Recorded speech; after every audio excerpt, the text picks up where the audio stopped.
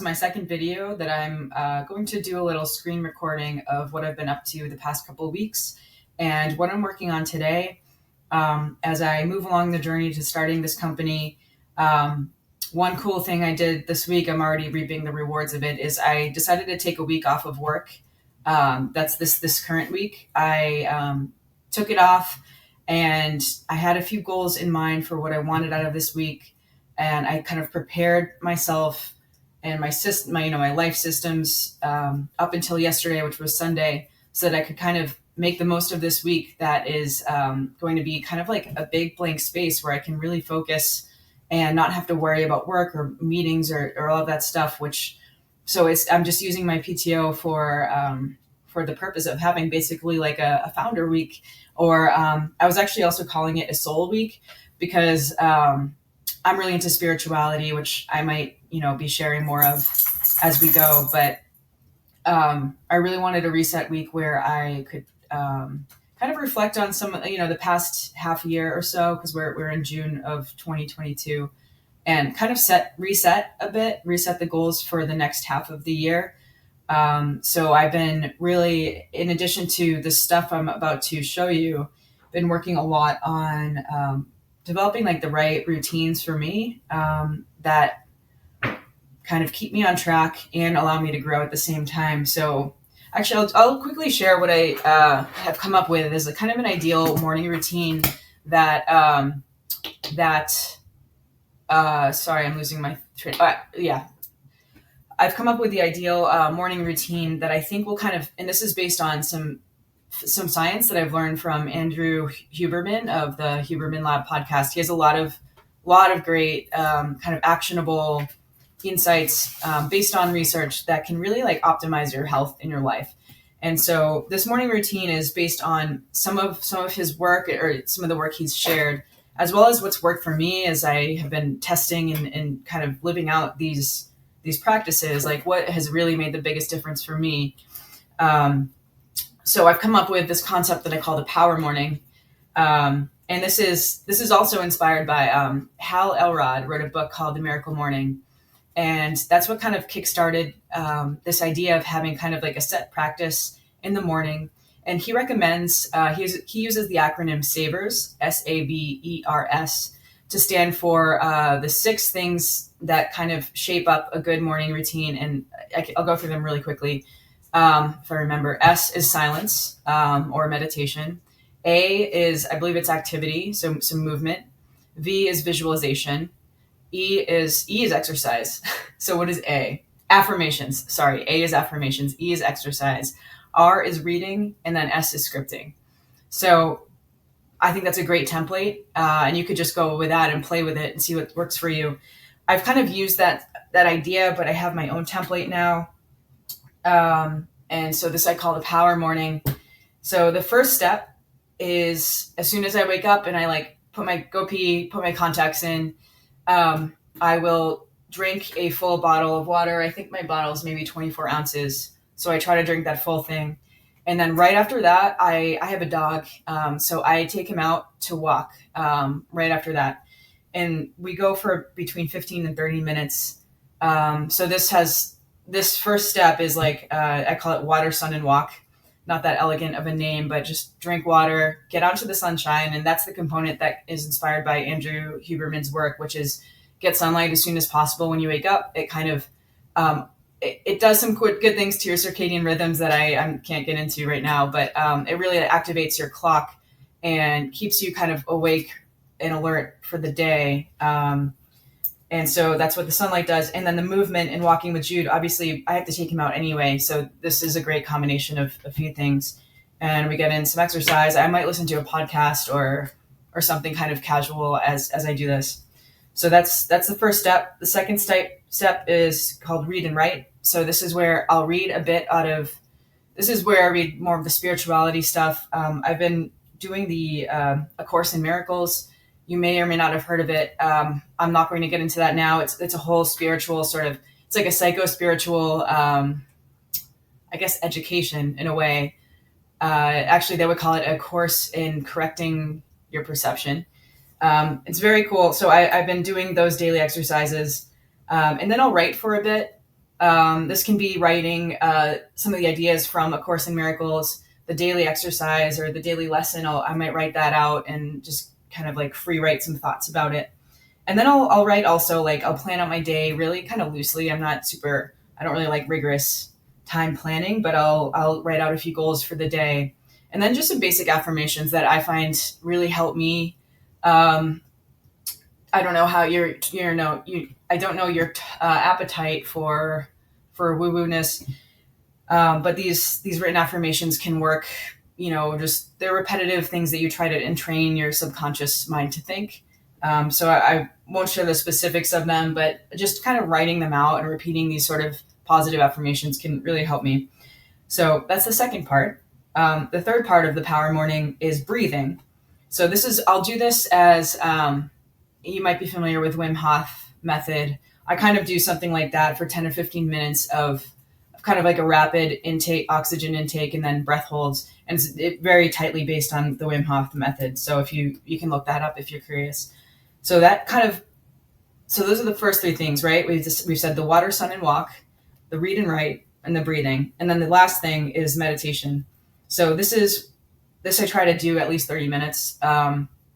And this is kind of an integration of what I have been reading and writing about, and my body feels like kind of activated from the breathing. And I often have a guided meditation, but sometimes I don't and just listen to nothing.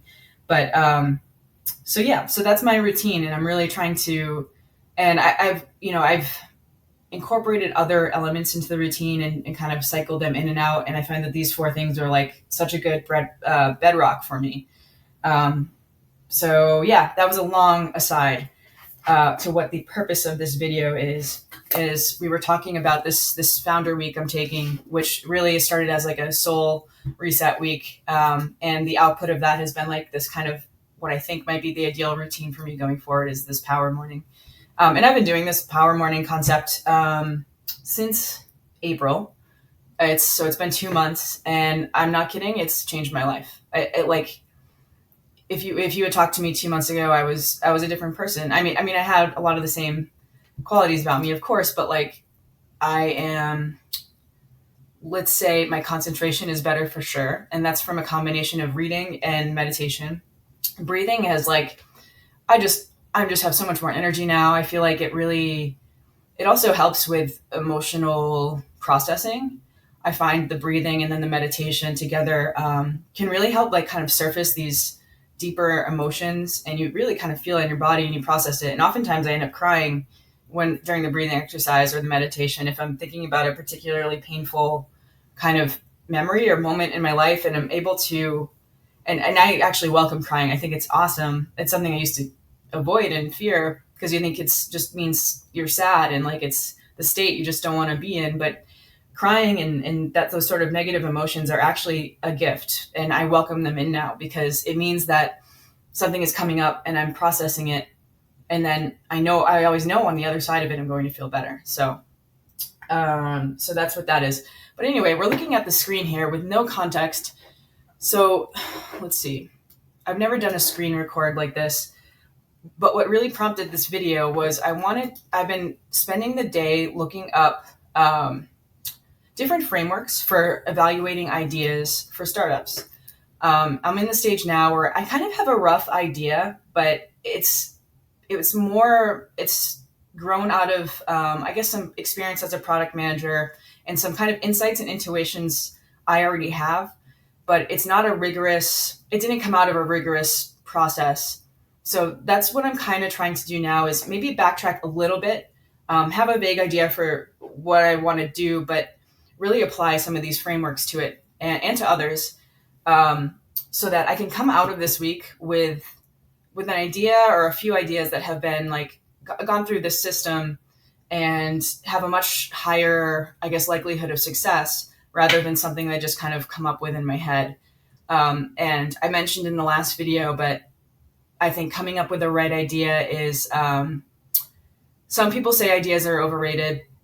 And in a way I agree in that ideas are cheap. Even that I want to clarify, because ideas aren't actually cheap. If you look at the sort of process I'm doing now, This is taking time, and this is really, I'm leveraging a lot of amazing work already out there, right? And all of this stuff that's been developed and shared online it's not cheap, really. So ideas I don't think are cheap, but I think what that the sentiment behind that thought is anyone can come up with an idea, but what makes something a success is the way it's executed, and that's true. That's for sure true. The other thing, though, is that executing, at 50% on the right idea is going to get you a lot farther, and in orders of magnitude farther than executing flawlessly on the wrong idea. And it's also the same idea about the flight thing, which I kind of paraphrased in the last video, that changing the angle of takeoff of a flight at the beginning or at takeoff is going to drastically impact where that plane ends up, right? So these early stages, while they are exciting and can be wide open, and it's good to keep an open mind, they're also so critical. It's like the wrong idea can set you on a track for 10 years of failure, or of trying this idea that's not quite right, and just a lot of frustration and stress. So I'm really trying to I guess front load the thought and the importance of the right idea. So you get my point. I think enough about my idea soapbox. Let's get into the specific framework I found. So I've been spending the past few hours looking at a bunch of frameworks, and this one I feel like is the most comprehensive and the most there's so many directions you can go with it. I was just reading through this article, and it already generated a lot of like cool ideas and directions, not necessarily for the business itself, but for what to do next. So this is written by, actually, I don't know this person, Ali Afridi, I believe, and he's from, I don't know, this is on Sandhill, which is a VC firm. Let's go to Sandhill. Actually, I don't know if Sandhill.io is it. Sorry, let's check this out real quick. Okay, so it's a content provider. And let's go into who this is before I get even deeper. He's a former VC principal. I just want to give proper credit where it's due. Early stage tech investor at Equal Ventures. Okay, and needless to say, he's an experienced investor, and I can't speak much more to his credibility, but I just loved this model. Okay, so his base, and I just read this, and I'm going to do a quick summary. He has 5 major buckets he outlines in terms of where inputs really kind of means data. It means like what's happening in the world, how we can bucket these types of data, these inputs. And then, so you have user insights, company insights, market insights, others, and then market shifts is kind of the underlying thing that's like kind of always happening underneath. So just really quickly, user insights. User can be an individual consumer or a corporate user. Doesn't need to be the customer. Let's skip the rest of that. Okay, company insights related to the performance of specific corporations or institutions that play in a market. Market insights related to a collection of companies and how they operate together in a market. Market shifts, that's trends and catalysts changing the dynamics across each of the buckets. So that's that long underlying one. And then others are a catch-all for a few insights that don't fit into the buckets above. So one thing I just noticed as I went through this is really kind of going from a micro to a macro. You have users who are the individual components that make up a customer base for a company, right? And in the early stages, I don't have a company yet. So when I think about user insights, I might be thinking about competitors' users, or I might be thinking about potential markets, potential groups of users that I might want to work with. But at this stage, user insights, and here we'll go into deeper detail. But that's just like sort of the micro individual behavior that ideally you're getting trends that you can, you're getting a big sample size of users and then can form, theses off of that. But users is just like the micro unit, right? And then you have companies, which is one specific product or service with customers, with users, right? And then you have markets, which are a collection of companies. And then you have market shifts, which are like the overarching activities and things that are happening to those markets. Okay, so this goes into more detail. And I want to tell you, I'm not going to do I'm not going to go much deeper in this article. What I really want to do is take one of these buckets, and then more specifically, one of these categories of like things within the bucket. And I'm going to do the research live. That I've never done this before. This is really just an exercise, and I want to see how it goes. But anyway, there are a few inputs here that I find really interesting, and I just want to see what happens. So we have these 5 buckets, right? And just to give you an example of things you can think about within those buckets, I'll look at company insights. You have companies that are doing well. Companies doing well. So these are legacy businesses that have high profits or high retention of customers, and companies with fast-growing revenue and user bases. So this is one of the things I'm going to look at with you today. I like this one because, you can see another alternative is companies struggling. So which ones are underperforming? But I want to look at companies that are performing well, because I think they can be a good signal for either. So if you look at the 2 big buckets here, legacy businesses, we can look at sort of the big players in an industry, what they might be doing well, what they might be doing wrong. But you can also kind of assume with legacy businesses that they are slow changing. They're not nimble. So, the classic thing I think of is Salesforce, this huge ass company. I don't know what their market cap is or anything like that, but I mean, they are a legacy business, and so many companies use Salesforce for their CRM and so many other things now. Salesforce is so big that it's really hard to like iterate or innovate even. They're kind of entrenched in the market. And so like, I think looking at a legacy business can help to think about where the opportunities are that Salesforce might see or might want to do, but just can't. And then companies with fast growing revenue and user bases is also a great signal of, this one should be obvious, right? A fast growing revenue means, they're capturing a big share of the market, or they're providing a lot of value for their customers. And then a growing user base, that means they have traction. That means they have established product market fit, right? So we can look at these as just signals at this point of the type of company, what they do, what they provide, like what their pricing is, what's their business model, what their competitive advantages are, et cetera, et cetera. So let's start with that, because this is getting really long-winded already, and this is such a deep topic. I want to say the other couple groups here of inputs that I think would be super interesting to follow, and I probably will after this, are in the other insights bucket, the underutilized distribution channels. I don't know why, but that seems super interesting to me, because it's basically could take an existing product or service and just changing the distribution channel, and which is the way you get that product or service to the customer. And just by changing that distribution channel, you basically spin up a new company with which has differentiation from that original company. So I think this is a cool line of research I could do, and I will do. Let me think of an example. So, this one's hard to think of off the top of my head, but let's say pizza delivery, right? Is like very literal example. The distribution channel is going to be food delivery drivers, right? You're like DoorDash. You can a Dasher will go pick up the pizza and bring it to the customer. Maybe an underutilized distribution channel is, what's another way to get this pizza to customers? And I've heard about these like drone delivery apps, right? Maybe drones, and this could be a whole new channel, is utilizing drones to bring pizza to customers. So that's just an example of what that means. And then the other one I really want to look at is the technological market shifts, because I was just reading about this concept of, let me see if I have it here. No, I don't think so, but it's something like technological enablers.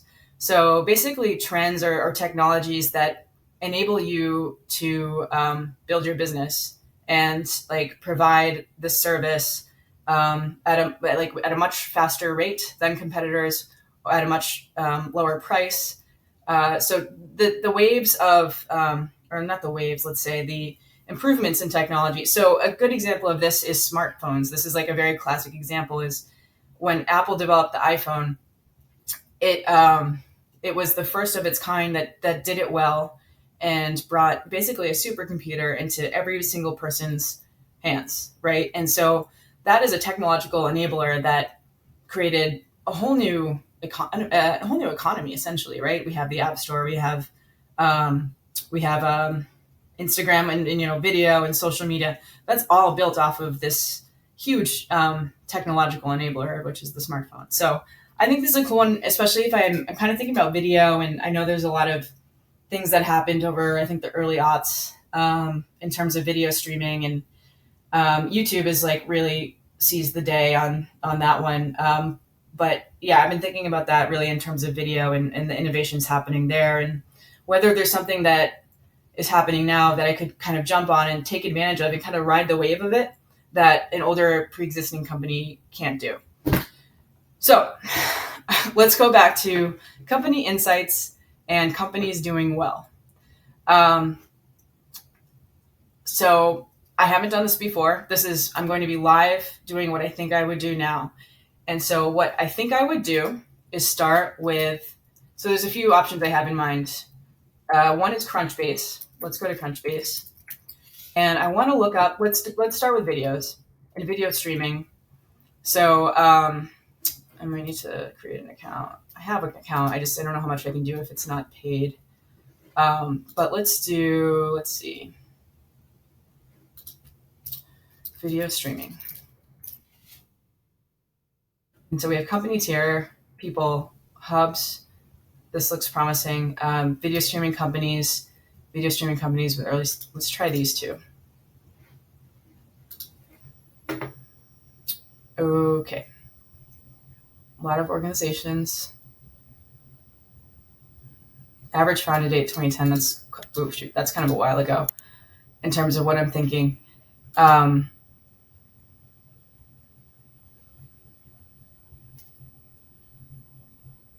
Interesting. Okay, leaderboard. So I want to see I wonder if this will show me a full, yeah, okay.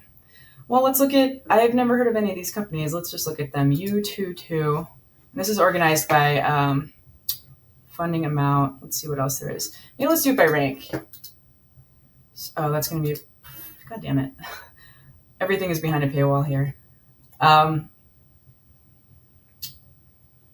is this? This is so random. Okay. Let's just look at these 5. So I don't know if they're even doing well, so this may not be the best route to take. U22 is a media streaming platform. When did they last raise money? May 30, 20. That was really recent. From a seed round. What do they do? Okay. This is why. War in Ukraine Online. Watch soon.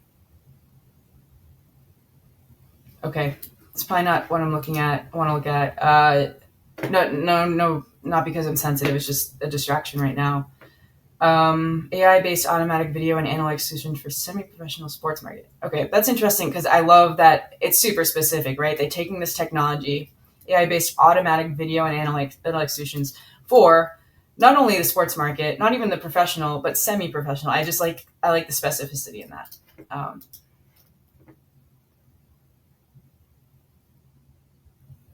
Cost-effective and monetized live coverage through an award-winning end-to-end video. And this is interesting. This is kind of in line with what I am thinking about. So let's see what these guys are all about.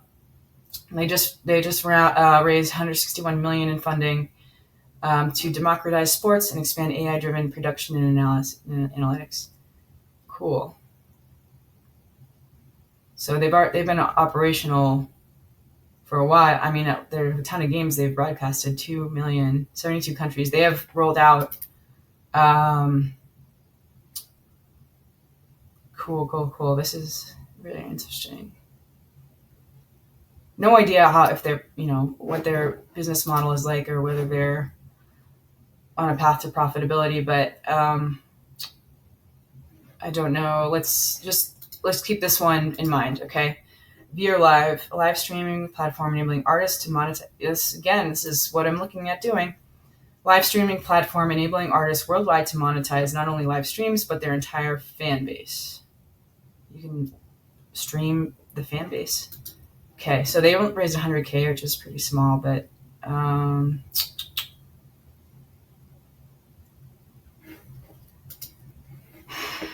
Okay, VR Live. Ticketed live stream experiences.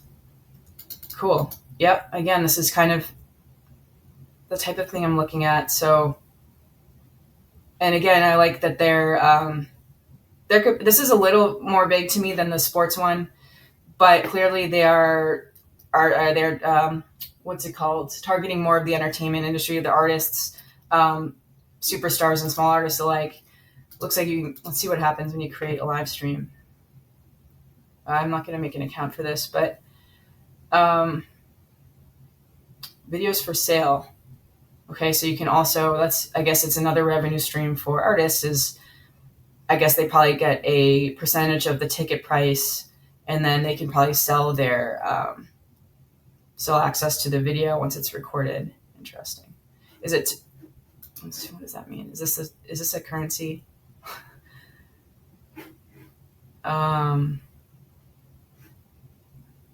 Okay, buy access below.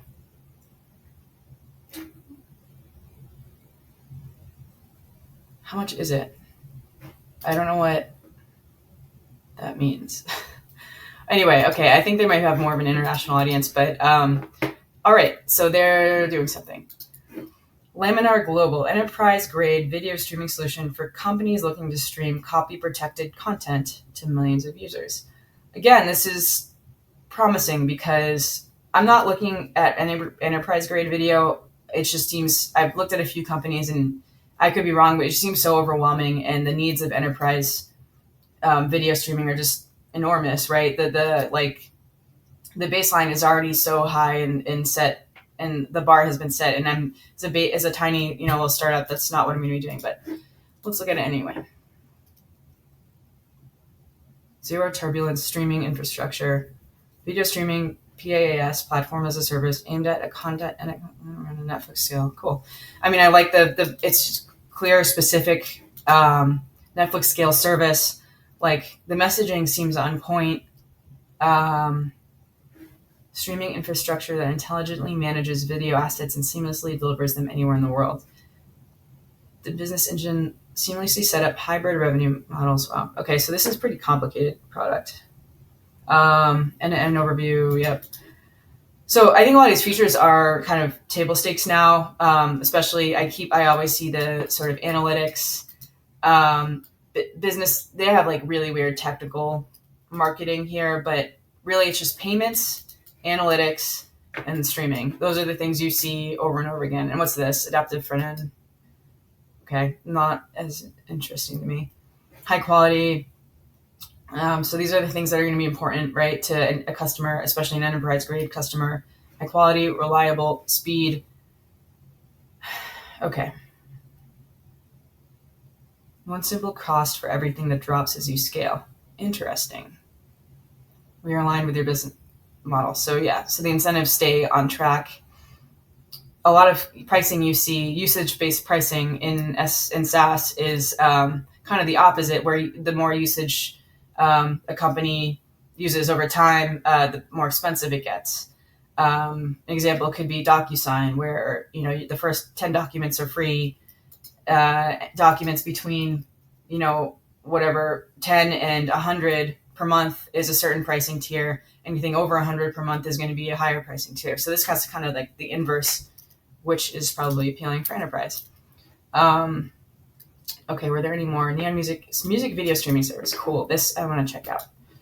Why? Because it's marrying audio and video, which I just think is kind of interesting. Music video streaming. Neon Music Network, they just raised $100 million. Really the best streaming. This will be interesting. So this is kind of the process of Crunchbase, where I'm just kind of like extracting a few insights. This isn't very rigorous, but I just want to get an idea of what is the lay of the land right now in terms of what companies are doing in the video streaming space. And you can see that a lot of them, it seems like the underlying technology is pretty similar, but it's just for specific audiences. So let's see, Neon. They only have, this is hard to believe that they raised $100 million, but they're still on Wix, or at least they don't have their own domain name. That's crazy. Business opportunity might just be buy the domain name and sell it to them. All right, Watch the music while listening to it in a music world made just for you. Start watching music now. That's kind of cool. Looks like a Spotify. If I were a user, I'd be like, how is this different from Spotify? Watch music without ads. Enjoy listening in the background. Customized play. Yeah, actually, what is different about this than Spotify? And why did they raise... I'm getting a little more skeptical. Why did they raise $100 million? That seems crazy. I mean, I think taking on Spotify is going to be a very pricey venture, but I don't know why they're doing it, if that's what they're doing. Okay. I wanted to just check this one out really quick and see what they have to say. Yeah, so content... Yeah, I'm not going to read this. It's written by someone at the company. All right, I'm a little skeptical about that one now that I think about it. Okay, this is another hub we clicked on earlier, video streaming companies with early stage funding. Is that early stage venture funding? And how I want to know how recently or how frequently this list is updated, but let's see.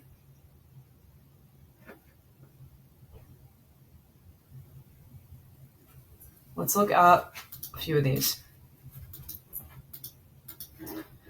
I'll do these ones a little quicker. Blue Digital Group, digital media distribution and software for video streaming industry. That's hella vague, but again, kind of what I'm trying to look at. End-to-end digital media solution that helps content industry perform better, faster, and more efficiently. Proprietary, this is interesting, project management technology provides a streamlined media workflow that can handle all media operations from a single cloud-based system. So this kind of might be their differentiator, because this means nothing to me. So I think if you care about workflow and project management, this might be appealing.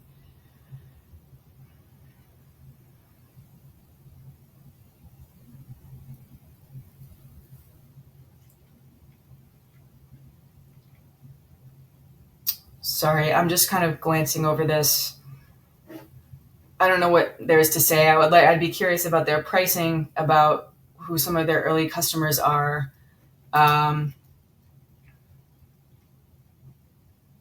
There's just a lot of marketing speak in this website. It's hard to tell what they actually do. So they could be, great, but it just feels very generic and bland to me. And this is, again, very subjective, but Blue Digital Group, end-to-end digital media solution is just, it doesn't really speak to me in the same way that live sports streaming does, because that's just so specific and tangible.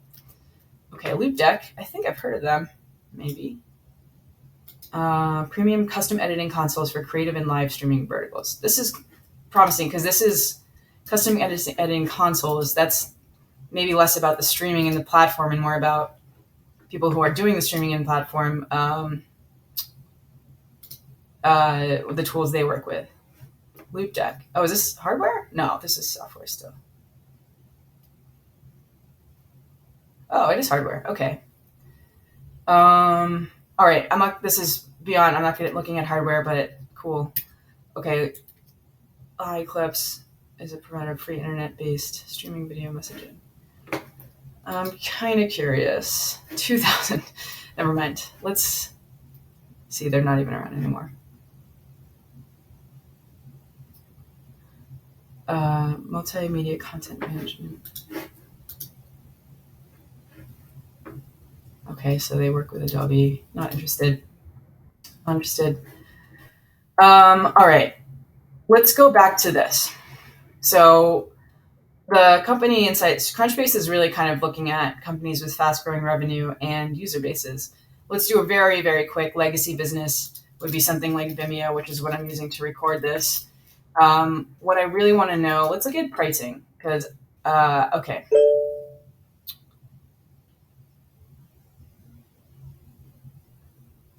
So their pricing is based on storage per week. There are weekly limits and then a yearly limit. So I think that's going to, the levers they're pulling are on kind of like volume, like the type of people who are going to use 5 gigabits a week is a lot different than people who need unlimited. And again, unlimited live streaming is actually probably what I'm most interested in, because Vimeo is big and it has a lot of different offerings. unlimited live streaming is one specific offering in a way, and it's on one pricing page, but it seems like a different service in a way. So you are getting everything here. So video creation, player calls to action, lead gen, showcase, SEO, Google Analytics. Okay, so and again, this is like it's like a matrix. You have the creation of the videos, the video player, privacy, security, and admin controls, video management and collaboration. There's a lot here. I could spend an hour probably on this page because you see what scales up with pricing and what doesn't. The baseline is going to be video file transfer and automatically upload Zoom recordings. That's kind of what I would call table stakes, like the basic expectations of a service like Vimeo. And then what are the things you can expand on with that? Well, this has for more members, so more people, unlimited reviewers, history. And as we go up here, what else is different? More team members, makes sense. But actually everything else is pretty much the same. So on this sort of dimension, video management and collaboration, what's really kind of going up with price is the number of users. Marketing and distribution, this one is also pretty interesting to me. Again, we can go back to the distribution channel bucket of how are they differentiating their pricing tiers based on the distribution channel. So looks like all of them you can publish natively to these websites. So what else? And there's customizable kind of like branding integrations. That is interesting too. Which email marketing? So video to email marketing is interesting.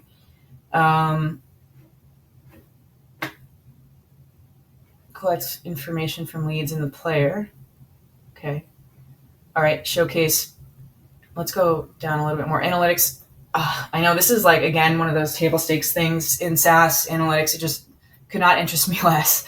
But I know is an important feature for probably what I'm looking at. So what I think, in my own personal opinion, doesn't matter. It's what the market wants.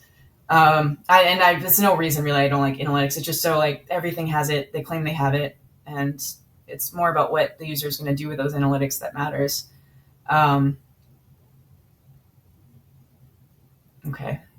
Okay, live streaming, this one I won't get to. So these ones don't even touch it. Premium and enterprise. Webinar registration. So this is I like this one to think about because it can also get at the type of user you're targeting. Webinar registration up to 100 per event. That's depending on the type of event or the type of creator you are. 100 could be nothing, and so you would need to move up to enterprise, but maybe you're still a small scale operation. Can you afford enterprise? Probably not.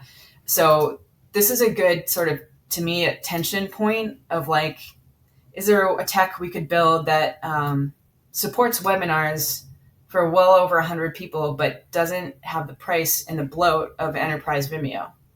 That's something I would actually write down as like an insight, right? So let me just get to this, but so we have premium, only up to 100 webinar registrants, enterprise, 100 plus. Question: can we build something that supports 100 plus attendees without the price and bloat of Vimeo Enterprise? Because maybe you get super lean and think just about that one specific problem. Let's build this video streaming platform that basically its performance and isn't affected by the number of people who are watching it.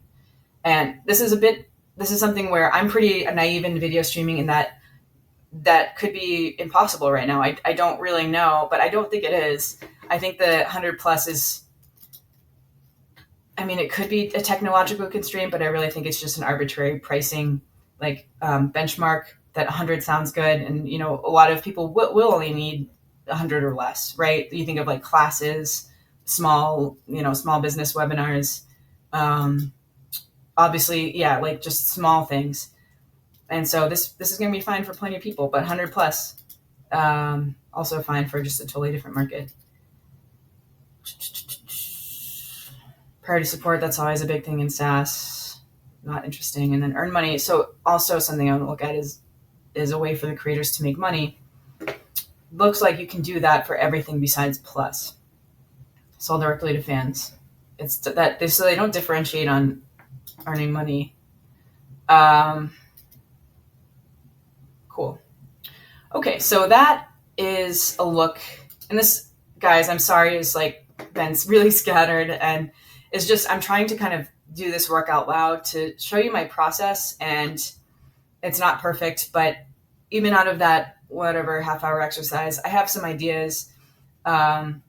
I'm going to look more into the Vimeo and pricing. And I do think actually another good insight to take from this is the pricing pages are a really great way to think of how products are almost slicing and dicing their offering. And we do this in my full-time job too. Pricing is always, it's notoriously difficult to do right because, well, it's just a complicated thing and no one wants to take, at least in my company, it's like no one is a pricing expert. And those do exist, but the companies don't usually just have a pricing expert. But anyway, it's a collaborative effort between marketing and sales and product of how do we slice and dice all these features we have into compelling packages so that they make sense for certain user types, and then ideally as the company gets bigger, the value we provide. You are going to add more features, but also the value you provide as software in general is going to go up. So the pricing is going to go up too, even if it's the same offering or close to the same offering as like the lower tier. Just because it's a bigger organization, you are deriving more value from it, so the pricing should be higher. But anyway, again, another aside. Sorry, I do have ADHD, by the way, and I am trying to manage it. But that's probably something you can expect from my videos for a while. So anyway, I'm going to end it there. Thank you so much for watching. I would love your feedback. This was, I admit, pretty scattered and all over the place, but maybe it was interesting. I don't know. Either way, I'm glad I did this for my own sake. And I will talk to you later.